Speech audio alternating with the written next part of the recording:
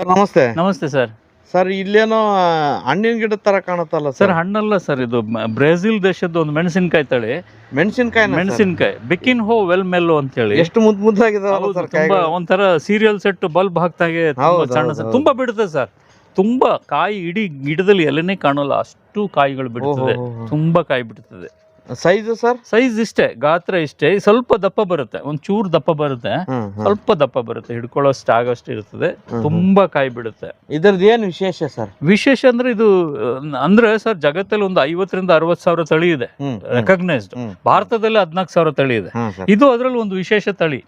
ಅಂದ್ರೆ ನಾವೇನ್ ಮಾಡ್ತಾ ಇದೀವಿ, ಮಾರ್ಕೆಟ್ ಅಲ್ಲಿ ಅಷ್ಟೇ ಒಂದ್ 2-3 ತಳಿನ ಯೂಸ್ ಮಾಡ್ತಾ ಇದೀವಿ. ಬೇರೆ ತಳಿಗಳನ್ನ ನೋಡಿ ಅಂತೇಳಿ ನಾನು ತಳಿಗಳನ್ನ ಕಲೆಕ್ಟ್ ಮಾಡ್ತಾ ಇದ್ದೀನಿ. ಖಾರ ಯಾವ ತರ ಇರುತ್ತೆ? ಖಾರ ಸ್ವಲ್ಪ ಕಡಿಮೆನೆ ಸರ್, ಮೈಲ್ಡ್, ತುಂಬಾ ಖಾರ ಇರಲ್ಲ.